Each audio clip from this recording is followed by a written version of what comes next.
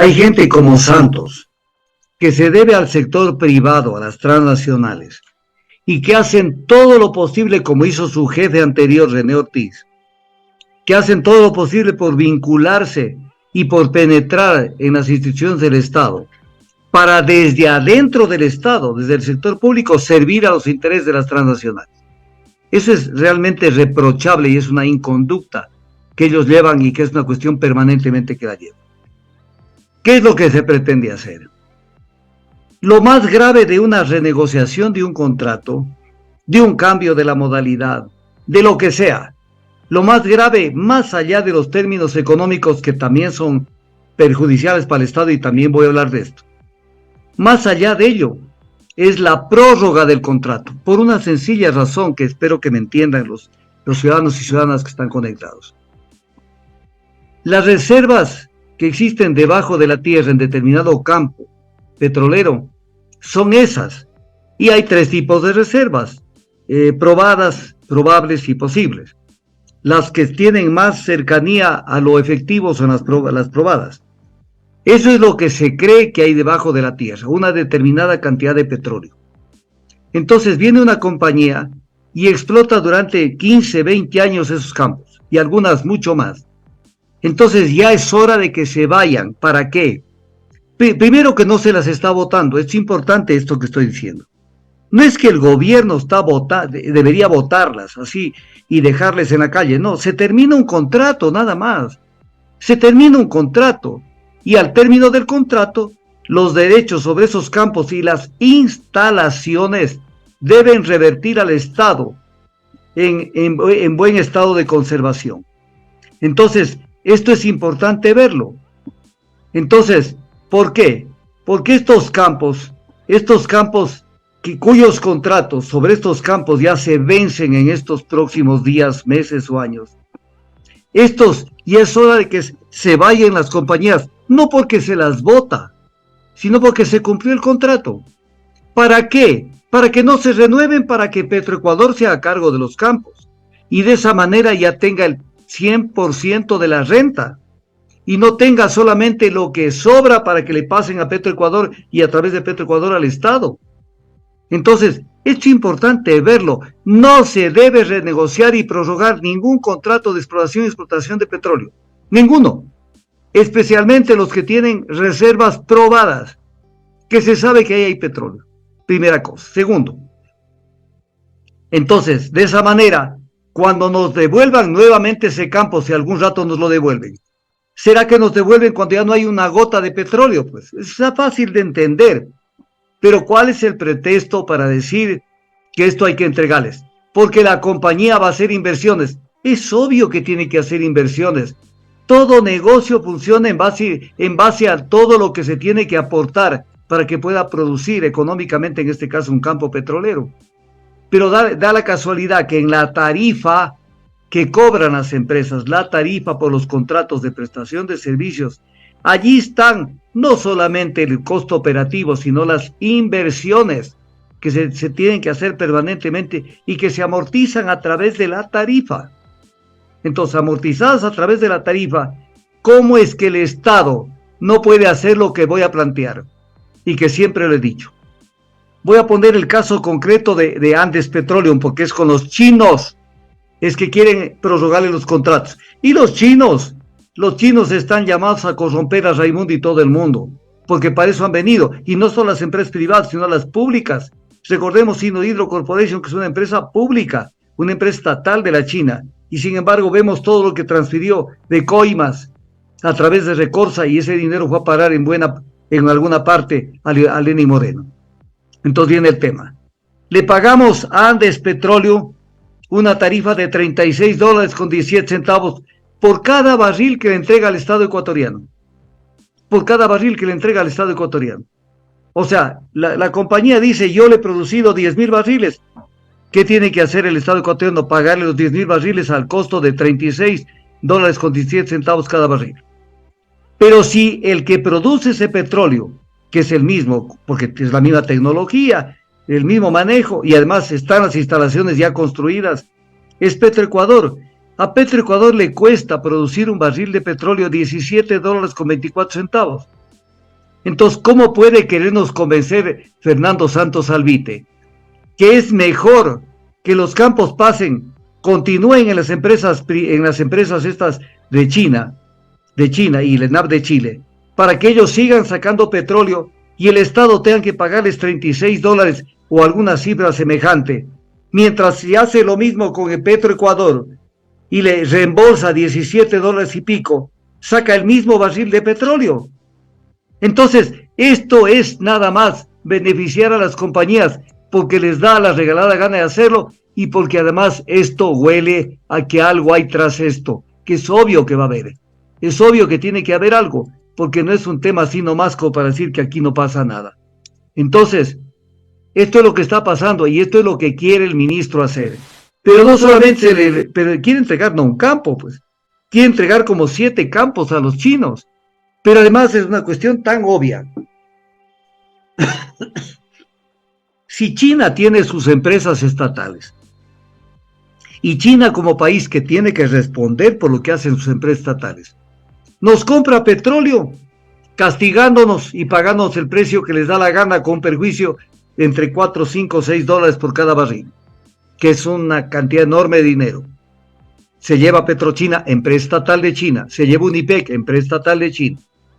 Si en el tema eléctrico Sino Hydro nos entregó la Coca-Cola Sinclair, que tiene alrededor de 20,000 fisuras esa central hidroeléctrica, y hasta el día de hoy no ha sido posible, porque no lo han querido hacer, ponerle contra la pared al gobierno chino y decirle: señor, usted me arregla este problema, porque yo no tengo por qué pagarle un crédito tan caro con tasas de interés tan caras y encima pagarle por una construcción deficiente, porque la casa de máquinas y el proyecto se pueden venir abajo de un día para otro.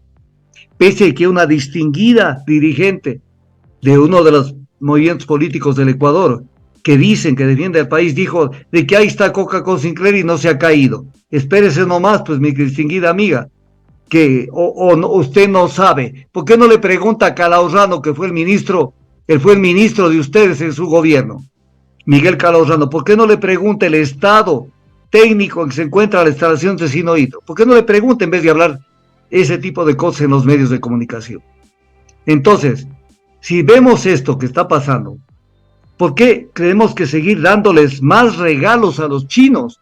O sea, aparte de que nos han hecho pedazos con la comercialización del crudo, nos han hecho pedazos con la construcción de hidroeléctricas, porque no solamente es esta, sino también el tema de Toachi Pilatón.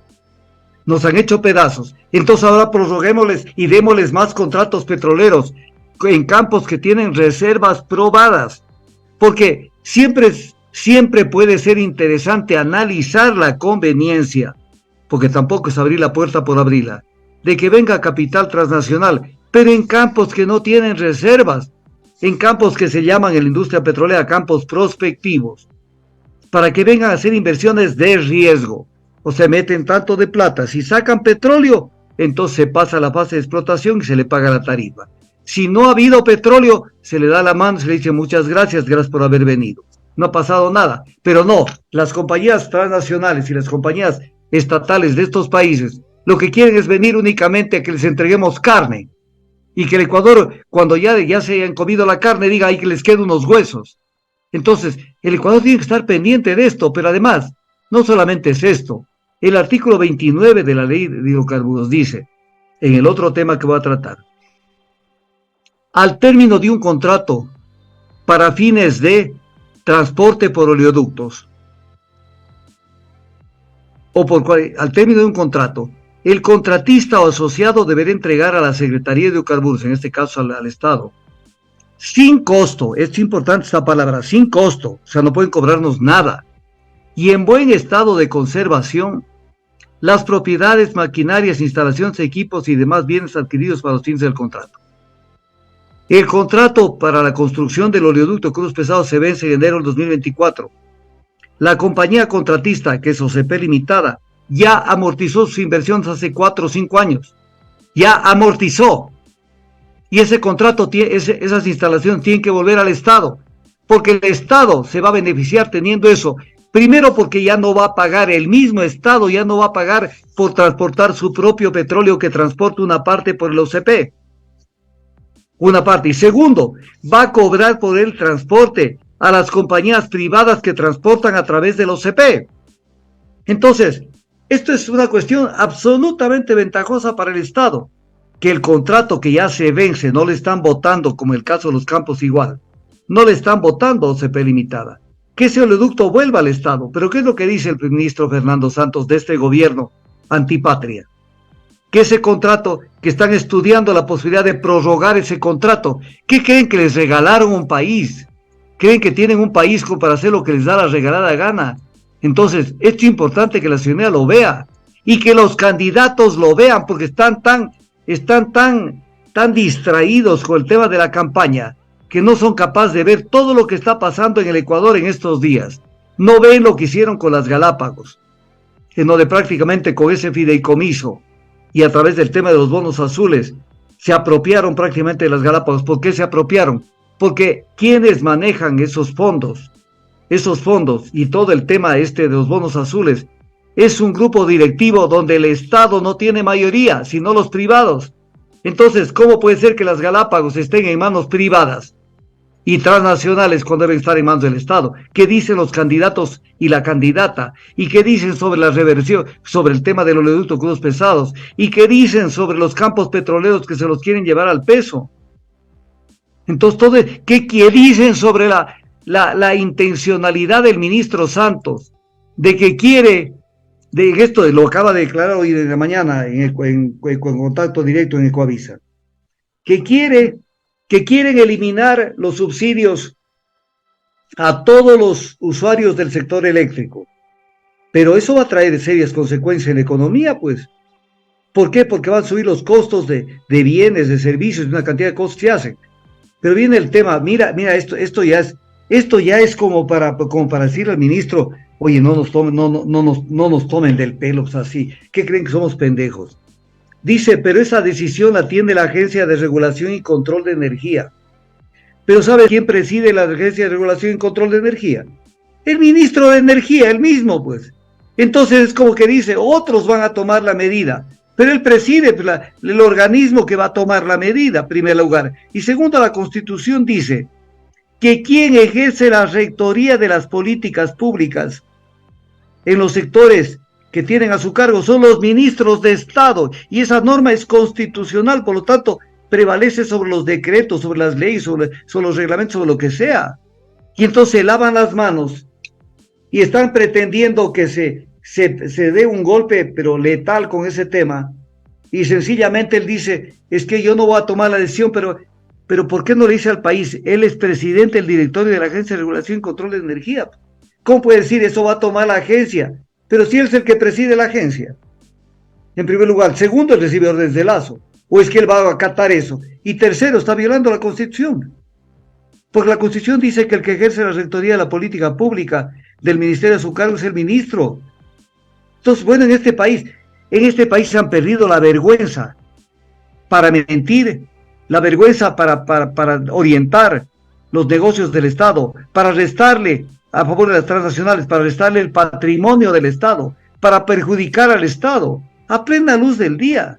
Yo ahí sí hago un llamado a los candidatos. Ahí debe haber uno, dos o tres, quién sabe, que puedan querer decirle algo al país, pues. No puede ser que estén todavía con eslogans, con clichés, que la patria no sé qué, que la patria por acá. Esto es lo que tienen que hablar. Y tienen que decir un estate quieto al gobierno: oye, esto no puede pasar. Esto no puede pasar. Porque por lo menos la Asamblea Nacional hubiera podido llamarlo al ministro, que debió haberlo llamado hace tiempo, cuando todavía no se aplicaba la muerte cruzada. Ya se sabía las intencionalidades de Fernando Santos. Y sin embargo se duermen. Entonces también hay una corresponsabilidad, que a veces se duermen en los temas y no se dan cuenta que en una guerra política, porque son unas guerras políticas, en esto, el que no hace bien la letra sencillamente pierde la batalla. Entonces, mientras estamos dedicados a las elecciones, el gobierno quiere ver cómo se lleva el santo y la limosna. Y después, ¿qué vamos a hacer?